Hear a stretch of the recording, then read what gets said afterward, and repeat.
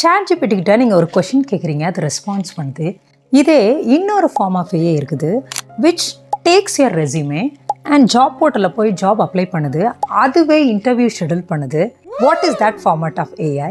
So இந்த வீடியோவில் gen ஏஐனா என்ன, ஏஐ ஏஜென்ட்ஸ்னா என்ன, ஏஜென்டிக் ஏஐனா என்ன, இது மூணு சேம் கிடையாது, டிஃப்ரென்ஸ் இருக்குது. At the end of the வீடியோவில் இது மூணுத்தில் எது உங்களோட நீடுக்கு சூட் ஆகுன்றதை நம்ம தெரிஞ்சுக்க போகிறோம். ஸோ வீடியோவை ஸ்கிப் பண்ணாமல் பாருங்கள். Hey techies, first what is AI? AI அப்படின்றது என்னென்னா, ஹியூமனுக்கு எப்படி பிரெயின் மூலமாக தான் சில ஃபங்க்ஷனாலிட்டிஸ் லைக் இந்த ஃபேஸை பார்த்தா இவங்கன்னு ஐடென்டிஃபை பண்ணுறது, ரெக்கமெண்டேஷன்ஸ் கொடுக்குறது, லாங்குவேஜ் ஐடென்டிஃபை பண்ணுறது, இது எல்லாத்தையும் பெர்ஃபார்ம் பண்ணுதோ, சேம் ஆர்டிஃபிஷியலாக ஒரு மெஷினை பெர்ஃபார்ம் பண்ண வைக்கிறது. ஏஐயோட எவாலுவேஷன் பார்த்தோன்னா நம்ம 3 டிஃப்ரெண்ட் ஃபேஸஸாக அதை ஸ்ப்ளிட் பண்ணிக்கலாம். So first generative AI. Generative ஏஐனா என்ன, நீங்கள் கொடுக்குற ஒரு ப்ராம்ப்ட் இல்லாட்டினா queryக்கு ஏஐ ஒரு ரெஸ்பான்ஸ் ஜென்ரேட் பண்ணும். That is in terms of image, text, இல்லாட்டினா வீடியோ, பிடிஎஃப், எந்த ஃபார்மேட்டில் வேணால் இருக்கலாம். இந்த ஜென்ரேட்டிவ் ஏஐயோட ஒரு கோர் இல்லாட்டினா பேக் போனாக இருக்கிறது எல்எல்எம். எல்எல்எம்னா லார்ஜ் லாங்குவேஜ் மாடல். அப்படின்னா என்னென்னா, இன்டர்நெட்டில் இருக்கிற கோடிக்கணக்கான text data like books, articles, conversations, code, இது எல்லாத்தையுமே படித்து ட்ரெயின் பண்ணியிருக்கிற ஒரு மாடல். இந்த மாடல் இந்த டேட்டாவில் இருந்து லாங்குவேஜ் பேட்டர்ன்ஸை ஐடென்டிஃபை பண்ணிக்குது. வேர்ட்ஸ் எப்படி கனெக்ட் பண்ணுறது, சென்டென்ஸ் எப்படி ஃபார்ம் பண்ணுறது, ஒரு லாஜிக் எப்படி ஃப்ளோ ஆகுது, இது எல்லாத்தையுமே அண்டர்ஸ்டாண்ட் பண்ணிக்குது. ஸோ இந்த எல்எல்எம்மை ஒரு கோர் என்ஜினாக யூஸ் பண்ணுற வெஹிக்கிள் தான் generative AI applications like ChatGPT, Claude, இல்லை Gemini. இது எல்லாமே models like let's say GPT 5.4 or Opus 4.6, Sonnet 4.6, இல்லை Gemini Flash, இது எல்லாமே எல்எல்எம் மாடல்ஸ். ஸோ இந்த ஜென்ரேட்டிவ் ஏஐ என்ன பண்ணுதுன்னா, நீங்கள் கொடுக்குற ப்ராம்ப்டை யூஸ் பண்ணி இந்த லேர்ன் பண்ணி வச்சுருக்கிற இந்த எல்எல்எம் கிட்ட போய் query பண்ணி அது கொடுக்குற இந்த ரெஸ்பான்ஸை தான் உங்களுக்கு இன் டர்ம்ஸ் ஆஃப் டேட்டாவாக ரிட்டர்ன் பண்ணுது. Key characteristics of Gen AI, இது ரொம்ப ரியாக்டிவ். நீங்கள் கேட்டால் தான் அதை ஆன்சர் பண்ணும், தானாகவே எதுவுமே ஒர்க் ஆகாது. ஒவ்வொரு எல்எல்எம் ஆர் ஜெனரேட்டிவ் ஏஐ அப்ளிகேஷன்ஸ்க்கு ஒரு கட் ஆஃப் டேட் இருக்குது. அதோட நாலேஜ் அந்த டேட் வரைக்கும் தான். நீங்கள் லேட்டஸ்ட் நியூஸ் கேட்டிங்கன்னா அதுக்கு தெரியாது. Then no external usage. இதனால் அதுவாக போய் ப்ரௌஸ் பண்ணுறது, அதுவாக போய் எக்ஸ்டர்னலாக இருக்கிற டூல்ஸ் கூடலாம் அது கனெக்ட் பண்ணாது. And low autonomy. ஸோ இதுக்கு டோட்டலாகவே டிசிஷன் பவரே கிடையாது. நீங்கள் என்ன சொல்கிறீங்களோ அதை மட்டும் அது கேட்கும். நீங்கள் எக்ஸாம்பிளுக்கு சொன்னோன்னா, கிளாடுக்கிட்ட போய் எனக்கு ஒரு கவர் ஸ்டோரி க்ரியேட் பண்ணுன்னு சொன்னால் it will just generate cover story. அதுவும் நீங்கள் எந்த கண்டெக்ஸ்டில் கேட்குறீங்களோ அது மட்டும்தான் கொடுக்கும். Next moving on to AI agents.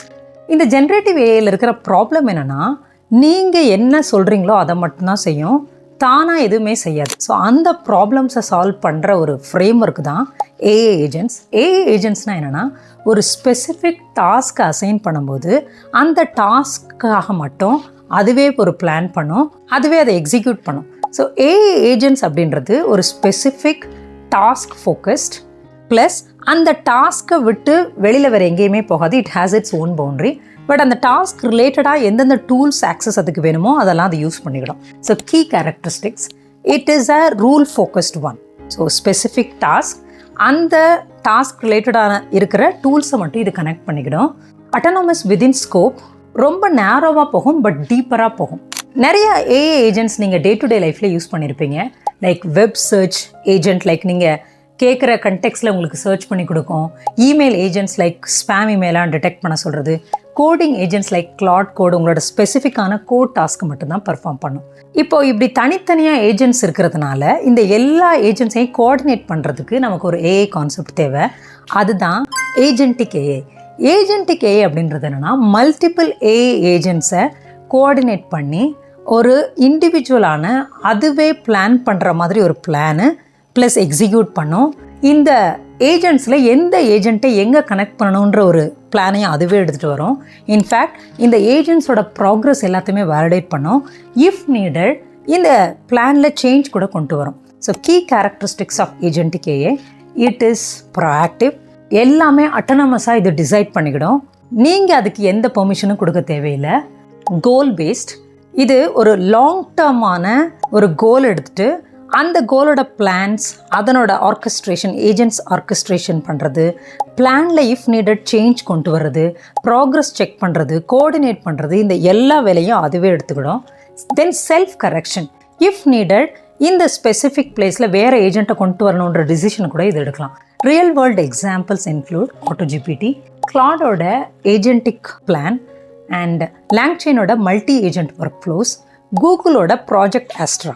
இதுக்கு ஒரு எக்ஸாம்பிள் கொடுக்கணும்னா, லெட்ஸே என்னோட ஸ்டார்ட் அப்க்கு மார்க்கெட்டிங் கேம்பெயின் ரெடி பண்ணுறது தான் என்னோட லாங் டேர்ம் கோலை நான் ஒரு ஏஜென்டிக் ஏஐக்கு அசைன் பண்ணுறேன்னா, it will first create web search agent which will look for competitor analysis, then content engine agent, என்னோட பர்டிகுலர் ஸ்டார்ட் அப்பை பற்றின பிளாக்ஸ், சோஷியல் மீடியா போஸ்ட் எல்லாத்தையுமே எழுதும். தென் ஷெடியூலர் ஏஜென்ட் இந்தந்த ஸ்பெசிஃபிக் ஷெடியூல்ஸில் இந்த போஸ்ட் போகணுன்றதை ஷெடியூல் பண்ணும். அனலிட்டிக்ஸ் ஏஜென்ட் இந்த results எல்லாத்தையுமே track பண்ணுறது. ஸோ இந்த ஏஜென்ட்டுக்கு ஏஐ தான் இவ்வளோ ஏஜென்ட்ஸையும் கோஆர்டினேட் பண்ணி, ஆர்கஸ்ட்ரேட் பண்ணி, ப்ராக்ரஸ் செக் பண்ணி, இஃப் நீடட் பிளானில் கூட சேஞ்ச் கொடுக்கும். So now comes the important part, comparison between these three AI evaluation.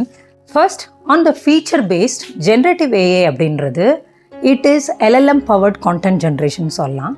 AI agents அப்படின்றது specific task based execution. Agentic AI அப்படின்னா multi agents orchestration. Then autonomy பார்த்தோன்னா Gen AI ரொம்ப low, AI agents medium and agentic AI high. Then external tools usageன்னு பார்த்தோன்னா Gen AI ரொம்ப ரேராக தான் இருக்கும். AI agents ரொம்ப specific task based. Agentic AI அப்படின்றது மெயினாக ஏஜென்ட்ஸை ஆர்கஸ்ட்ரேட் பண்ணுறதுல அதை நம்ம யூஸ் பண்ணிக்கலாம்.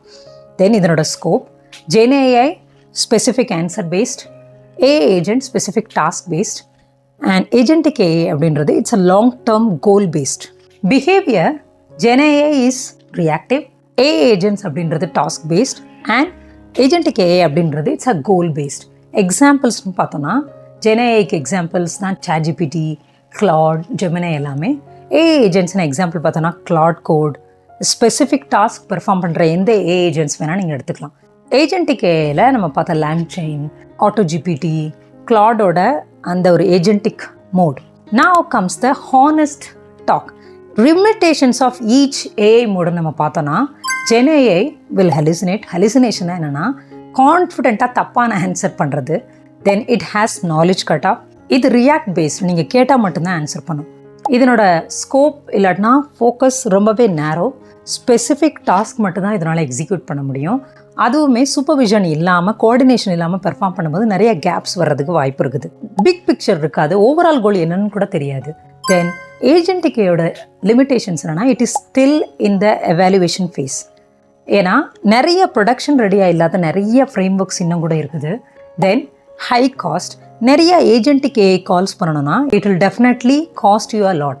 தென் கோஆர்டினேஷன் ஃபெயிலியர்ஸ் வர்றதுக்கு வாய்ப்பு இருக்குது. ஏன்னா ஒரு ஏஜென்ட்டும் இன்னொரு ஏஜென்ட்டும் கான்ஃப்ளிக்ட் ஆகிறதுக்கு கூட வாய்ப்பு இருக்குது. தென் செக்யூரிட்டி ரிஸ்க், இங்கே ஏபிஐஸ், டூல்ஸ் இது எல்லாத்தையுமே நம்ம ஆக்சஸ் பண்ணணும்னா செக்யூரிட்டி இஷ்யூஸ் வரும். சூப்பர்விஷன் இங்கே ரொம்பவே தேவைப்படும். நம்ம இதை ஃபுல்லாக ட்ரஸ்ட் பண்ண முடியாது. இங்கே நிறைய பேர் நீங்கள் கொஸ்டின் கேட்குறீங்க, how to access these tools ஃப்ரீன்ட்டு. ஸோ Gen AIக்கு எல்லாத்துக்குமே ஃப்ரீ டயர் ஆக்சஸ் இருக்குது. ChatGPTக்கு இருக்குது, Claudeக்கு இருக்குது. ஆனால் உங்களோட யூசேஜ் கொஞ்சம் லிமிட்டேஷனாக இருக்கணும். Geminiலையுமே இருக்குது. AI ஏஜென்ட்ஸில் Claude code it has its pro version at $20, ChatGPT plus கூட $20. இன்ஃபேக்ட் Geminiயோட pro feature Google AI 1 premium $20 உங்களுக்கு கிடைக்குது. ஏஜென்டிக் AI அப்படின்னா நீங்கள் செல்ஃப் ஹோஸ்டடாக பண்ணிக்கலாம்னா ஆட்டோஜிபிடி உங்களுக்கு ஃப்ரீயாக நீங்கள் ஹோஸ்ட் பண்ணிக்கலாம். இன்ஃபேக்ட் லாங்செயின் அப்படின்றதும் ஃப்ரீ தான். நீங்கள் உங்களோட லோக்கலாகவே ஹோஸ்ட் பண்ணிக்கலாம். பட் நீங்கள் யூஸ் பண்ணுற மாடல்ஸ்க்கு நீங்கள் பே பண்ணுற மாதிரி இருக்கும். பட் என்டர்பிரைஸாக இருக்கிற எந்த ஏஜென்டிக் பிளாட்ஃபார்மே இட்ஸ் அ பெய்டு ஒன். என்னோட சஜஷன் என்னென்னா, ஸ்மாலாக நீங்கள் ஸ்டார்ட் பண்ணும்போது ஃப்ரீயாக யூஸ் பண்ணிவிட்டு once it reaches production grade quality you can start paying. To conclude with Gen AI, AI agents, agentic AI இது மூணுமே different evolution of AI. So ஒரு லெவலும் தாண்டும் பொழுது அதனோட காம்ப்ளெக்சிட்டி ஜாஸ்தி ஆகுது, ஆட்டோனமி லெவல்ஸ் வேரி ஆகுது. லெட்ஸ் சே டுடே நீங்கள் ChatGPT யூஸ் பண்ணிட்டு இருக்கலாம், டுமாரோ நீங்களே ஒரு AI ஏஜென்ட்டை உங்களுக்கு ஹையர் பண்ணி உங்களுக்காக அதை ஒர்க் பண்ண வைக்கலாம். Then you can have an agentic AI platform to perform a complex job. That is what the future is going ahead with. So if you like this content, like, share it with your friends and comment down below which format of AI tool you are using currently. If you want to become the hottest job of 2026 ML engineer, check out this video. I'll see you soon. Take care. Bye-bye.